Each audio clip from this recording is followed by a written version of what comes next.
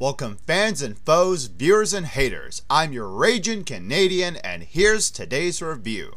After seeing X-Men, I was ecstatic to know what ideas they had for the sequel, especially since there were so many things from the first film that they hadn't answered or closed. So luckily, its second installment came in to provide us with the next chapter, X-2, X-Men United. The premise of X-2 continues not long after the first film, and borrows a lot of stuff that it briefly touched on, but that stuff is expanded in the sequel. After a mutant named Nightcrawler is attempted to kill the President of the United States, the X-Men and the Brotherhood uncover a plot that deals with the survival of every mutant, led by the mysterious Colonel William Stryker, who has ties to one particular metal-clawed loose cannon of an X-Men.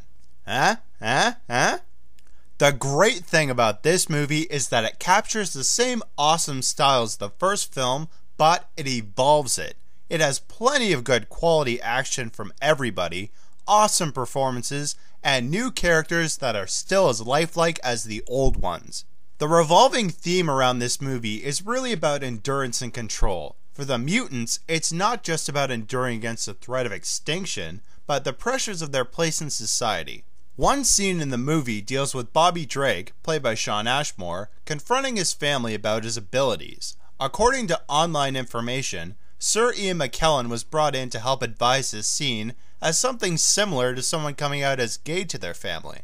I thought that this was a very good perspective on how to treat the scene. Obviously, these are two very different things, but they were able to structure it with a more realistic scenario where the family can still have ill feelings and unacceptance to the truth. A lot of the film's new characters are demonstrated as three-dimensional, just like in the first installment. Even as the main antagonist, William Stryker is shown as an ordinary human, but has the capability of seeing every mutant destroyed. He's motivated by fear and a lack of general understanding, which is something very common in human nature when we see something we believe to be dangerous. The movie's script was very well written, with a lot of good twists and turns to keep the audience on its toes. Bryan Singer's direction provided the sequel with an exciting tone and was still able to stay on the middle ground between ordinary people with abilities and not have the superhero team element have it feel ridiculous. There's such a wide range of unique perspective towards the mutant abilities throughout the film, and the actors' performances are awesome in how they develop that. Aaron Stanford as Pyro gave the film someone who loves attention and being powerful, whereas Alan Cumming as Nightcrawler shows someone you'd think would hate his mutation, but actually thinks it's an example of mankind refusing to look past appearances. Magneto is another character who gets better as the film goes along. Throughout the movie, we see him play the sides of hero and villain, but his motivations are still shown as thorough no matter what he does.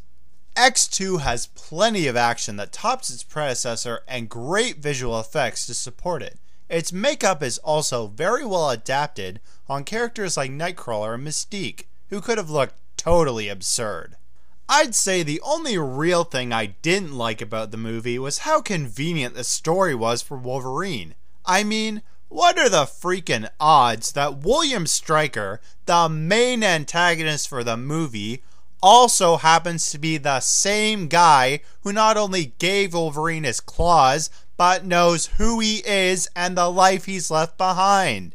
It's a cliche, but it's one you can tolerate for the sake of the movie's tone. Other than that, X-2 is a film that helps close story arcs that the first movie failed to bring to an end, but it still keeps a bit hanging for a third round.